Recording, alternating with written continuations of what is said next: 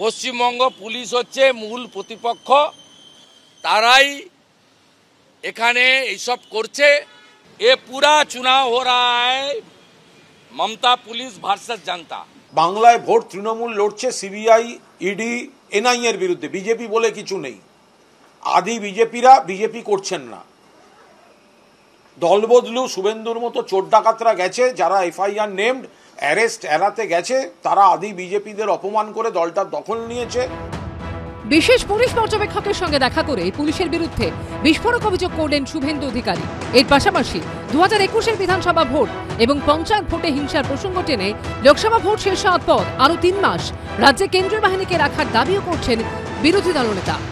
Our demand is very simple कि यहाँ MCC हटने के बाद भी 3 महीने तक सेंट्रल पैरामिलिट्री फोर्स को रहना चाहिए to prevent the gunda patronized by the TMC and save the common people and voters for the greater interest of the constitution and democracy. Central force রাখাতে গেলেও স্টেট গভর্নমেন্টকে খরচা দিতে হয়, আর state government is capable enough to handle law and order.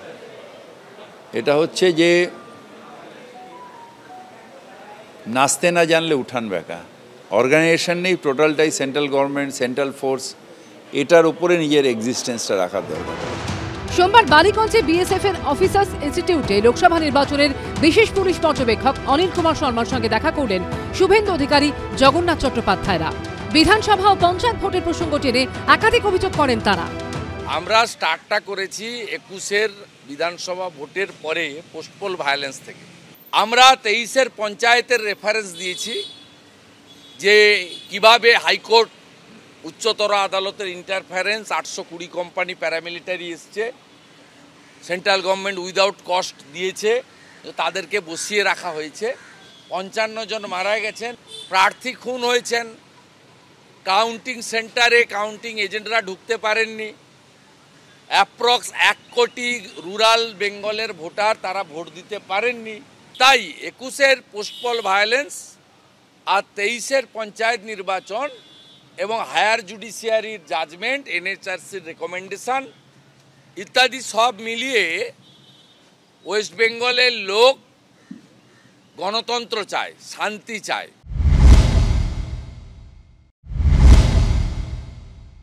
Trinamool R BJP একই পাতায় লিখে চলেছে, খাপ আলাদা না, একই খাপ। তৃণমূল বলছে তাদের প্রধান প্রতিপক্ষ কেন্দ্রীয় এজেন্সি, আর বিজেপি বলছে তাদের প্রতিপক্ষ প্রধান রাজ্য পুলিশ। তার মানেটা কি? রাজ্য পুলিশও মানুষের ট্যাক্সের টাকায়, কেন্দ্রীয় বাহিনীও মানুষের ট্যাক্সের টাকায়, দুজন যেন দুজনকে রাজনৈতিকভাবে ব্যবহার করছে। মানুষের ট্যাক্সের টাকায় বিজেপি এবং তৃণমূল বাহিনীকে ব্যবহার করছে রাজনৈতিক কাজে। এটা দুজনের পারস্পরিক অভিযোগে স্পষ্ট হয়ে যাচ্ছে। এই চর্চার আবহেই এবার 2021-এর বিধানসভা ভোটের সময় কাঁথের বিজেপি নেতা খুনের ঘটনায় সক্রিয় হল সিবিআই। অর্ণব মুখোপাধ্যায়, বিজেন্দ্র সিংহ ও জয়ন্ত পালের রিপোর্ট, এবিপি আনন্দ।